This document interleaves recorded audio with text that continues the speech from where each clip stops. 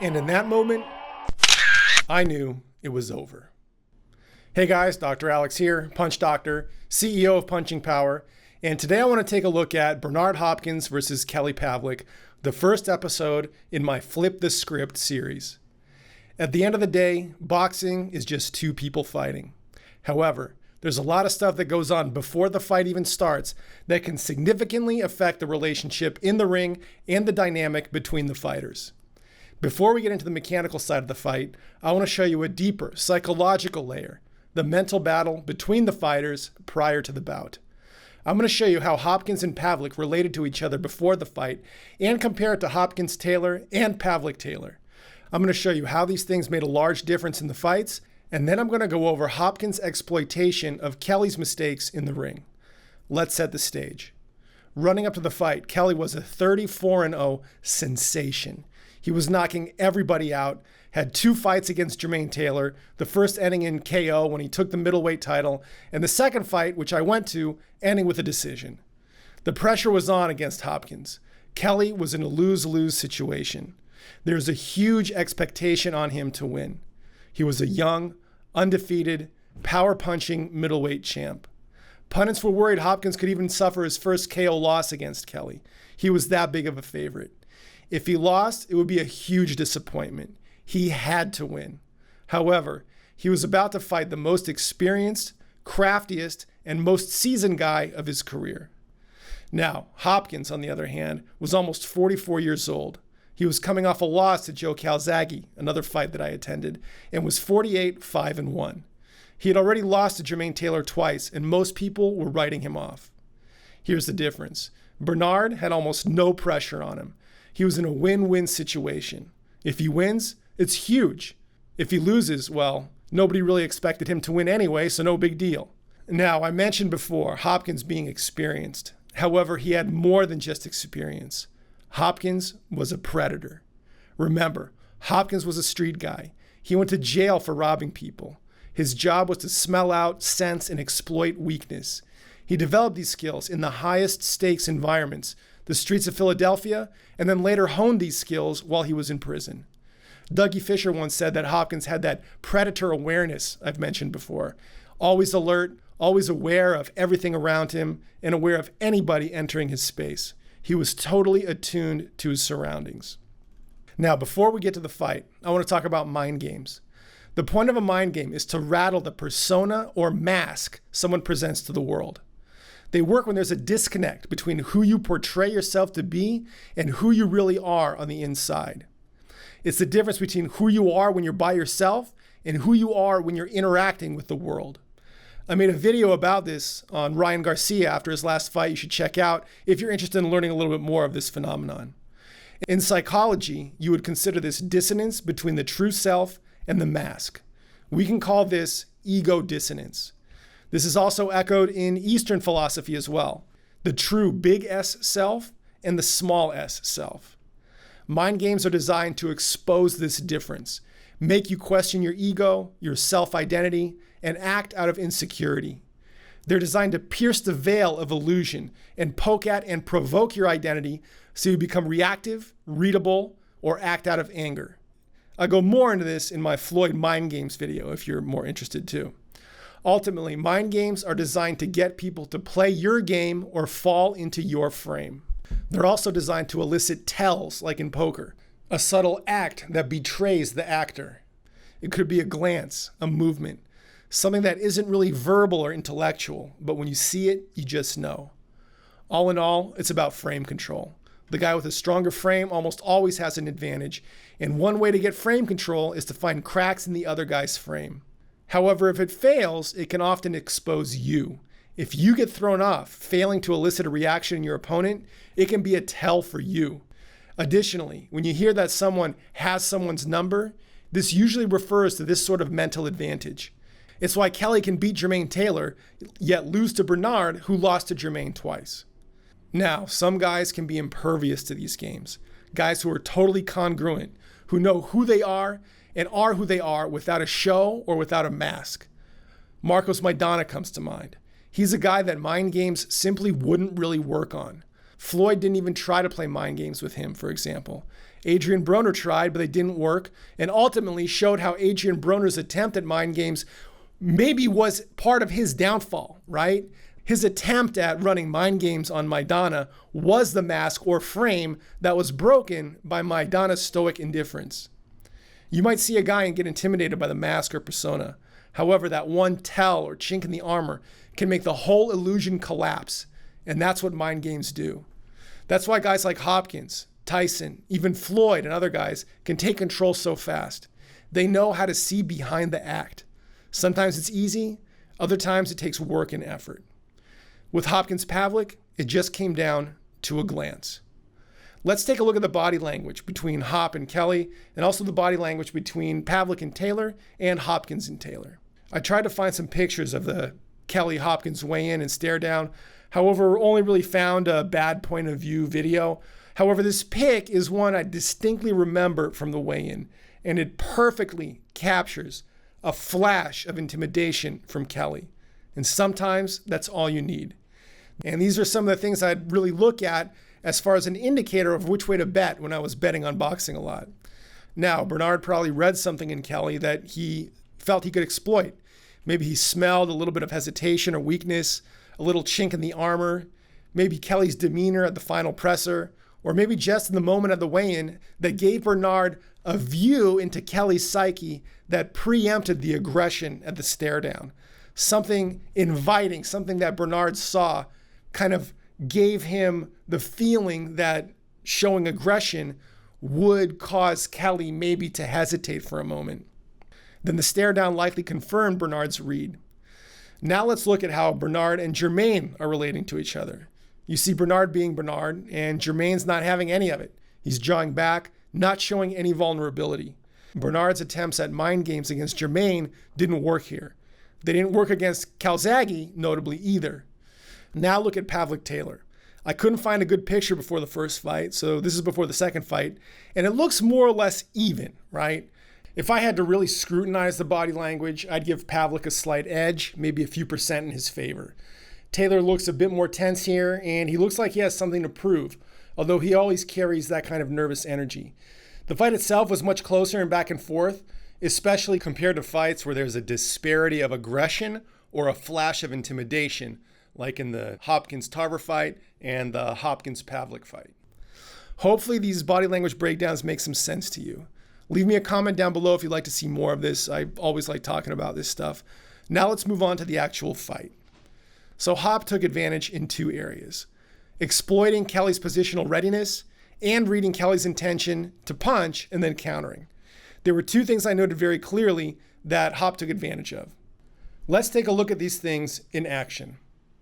In this fight, Kelly may have been sick. He said he had bronchitis during the fight, and that could have played a role. However, the mental game was still pretty clearly won by Bernard. And I'm going to show you the ways that Bernard took advantage of Kelly mechanically in the fight. Now, one thing that I want to mention is Hop didn't really let Pavlik get settled. Hop would frequently change angles on Kelly and make him reset his feet. And he would bring his feet together in a closer stance, and Hop would take advantage of this. Kelly in that position wouldn't be ready to throw. He'd often be bringing his rear foot forward into a more narrow stance, and that would simply put him in a position where he was not able to respond very well or throw a punch from that position. When he throws his punches, he usually widens his base a bit, and maybe Hopkins saw this and took advantage of it. He could have also just saw that Kelly was not really able to punch in that position. So right here, you're going to see Kelly move forward and bring his feet together. His back foot is coming forward when Bernard launches his attack and sneaks in a nice right hand. Here's another example. You're going to see Kelly come forward, bringing his feet together, and Bernard launches an attack with a right hand throwaway. Kelly drops his guard, and Bernard comes right with a left hook that lands very cleanly. Here's another example. Kelly's going to come forward, and his feet, you can't really see him. However, if you look at his hips and his legs, they come together, and Bernard exploits that position. I want to look at this one more time And you'll see how Hop is moving to Kelly's left. So Kelly's always having to adjust to Hop's new position. Kelly's really a come forward, straight ahead fighter and didn't handle Bernard's lateral movement very well at all.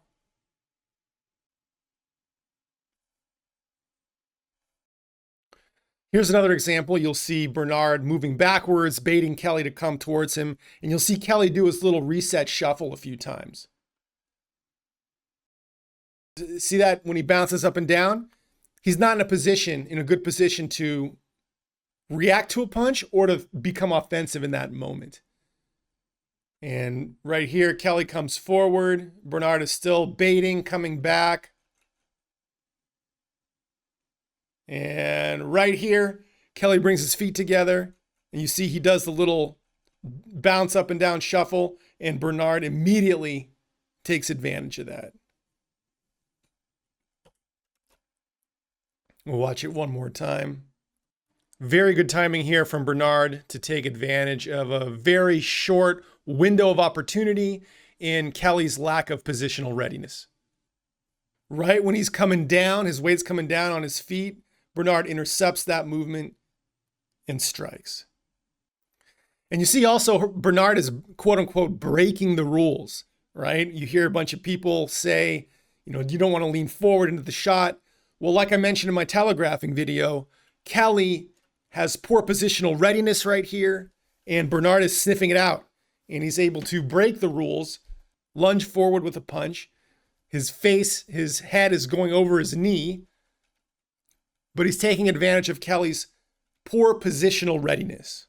And if you haven't seen that telegraphing video, highly recommend you watch it.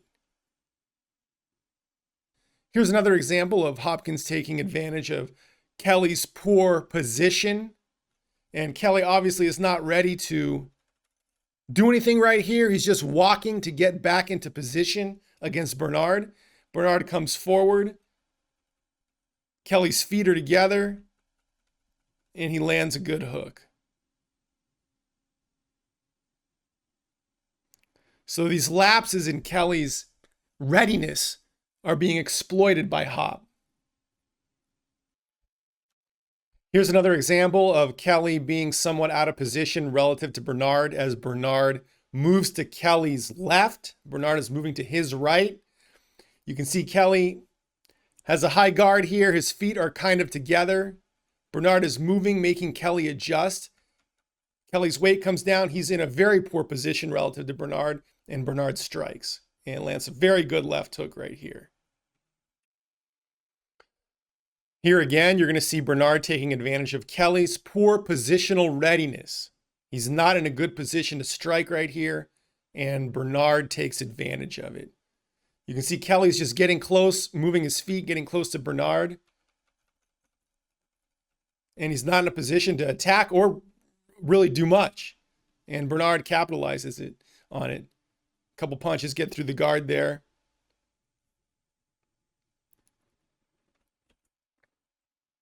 Here, you're going to see another example of Bernard taking advantage of Kelly's poor positional readiness. You're going to see Kelly's feet come together, and he's just not really in a great position to attack. His hands are up, but he's not in a position to really move his head or be defensive in this moment. Bernard gets through the guard, disrupts Kelly somewhat, causes him to lose attention for a moment, right? You get hit and your head kind of bounces. You lose momentarily attention or focus. Bernard hits him again while he's off balance. And Kelly, in this exchange, is not really able to get his bearings effectively to deal with Bernard. Bernard is keeping him off balance and unstable. In this exchange, Bernard reads Kelly's intention to strike, stays ready himself, and then throws a right hand as Kelly comes in. You see Hop, his back is to the ropes. He only has a few options here, and one of them is to strike, right? There's only so many things Kelly can do. Kelly's going to come forward and attack because, after all, it's boxing. He's going to try to hit him. Bernard gets ready and stays ready. As Kelly comes in, Hop knows that he's going to launch some sort of attack. Hop is ready. As Kelly comes a little bit forward, Hop strikes. with a good shot. Bernard backs up. He knows he's getting close to the ropes behind him. He's going to either have to circle to get out of the way or strike. Kelly's coming forward. He's going to attack. Bernard stays ready. Kelly comes in. You can see Bernard's weight coming down, intercepts Kelly with a nice shot. Let's take another look at Bernard using lateral movement successfully to prevent Kelly from getting his feet in a good position to do anything and respond. You can see Bernard change positions here. Kelly's unable to get his footing and therefore is unable to respond to Bernard's shots. Bernard's able to land a couple to further disrupt Kelly and certainly wins that exchange. Here's another example of Kelly having poor positional readiness.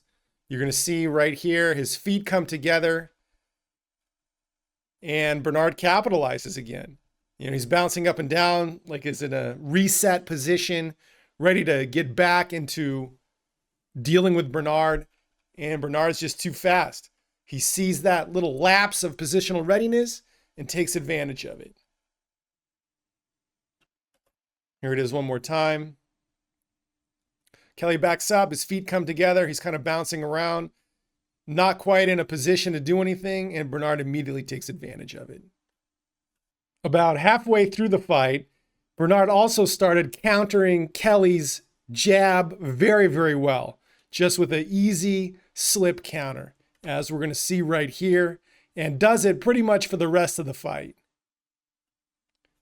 So pretty easy. Bernard sees Kelly coming forward. He's anticipating the punch. He's expecting it. There's an opportunity for him to land something when Kelly's feet came together. However, he's looking for Kelly's intention. He's ready for the jab. Easy counter with the right. And you're going to see this over and over and over again. Once Hop figured out that it worked, he abused the hell out of it. Here's another example of Bernard maintaining good positional readiness himself, readiness to strike, while anticipating a punch from Kelly. And you can see Bernard stepping back, his weight is on his right foot, and he's just looking for an opportunity to punch. There's a little bit of a counter. This was before the last clip, incidentally. However, just something I wanted to point out. Hop maintaining positional readiness, or making sure he's ready while backing up. Here's a great example of Hop slipping a Kelly jab and then attacking when Kelly is regrouping. So you'll see him right here. Easy slip of the jab. He could have countered. However, that feint made Kelly reestablish his footing, which then left him in a vulnerable position to Hop's counter. And it's an excellent example of Hop reading intention. Here you're going to see an excellent use of a feint by Bernard, really a throwaway jab to get Kelly to attempt to block it. He's going to come around it with a left hook and then counter Kelly's jab right here.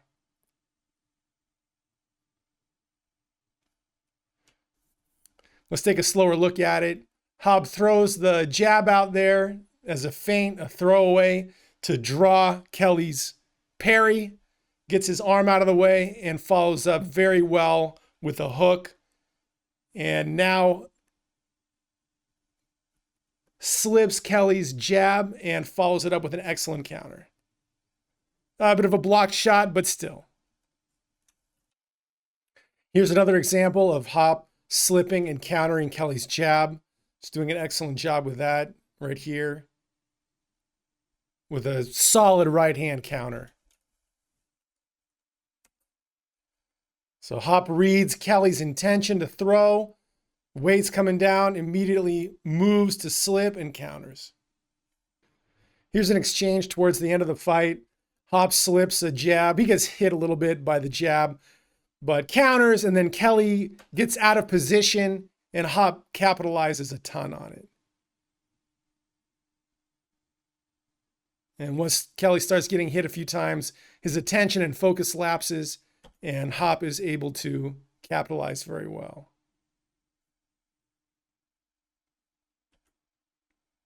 Puts his gloves up, isn't really able to see, and gets hit a few times. And this is just one of the coolest things I've seen after a fight. All of the journalists wrote Bernard off, and he spent some time staring him down and letting him know. I remember this when I watched it. Just a great moment. Great moment for Bernard in the fight and in general. Okay, I defeated the odds. I beat the odds and I won emphatically. I made a statement. And you can see him getting a little bit emotional. Just a moment. One of my favorite moments. All right, guys, that's it for this video. Like and subscribe if you like this kind of content. And if you're tired of being the guy who hesitates, who can't capitalize on openings or strike with real power, my program, the Power Punching Blueprint, will help you flip the script. It's more than just technique. It's an A to Z framework that reprograms and rewires your body to generate power like a natural puncher through sequencing, timing, and mechanics most people never learn and most trainers don't know how to teach. I guarantee it'll work for you, even if you're not the fastest or strongest guy in the room. If you're serious about unlocking your power, whether it's for boxing, MMA, or just protecting yourself and your family, go to howtopunchharder.com and get the program today. That's it for now. Thanks for watching, and I'll see you in the next video.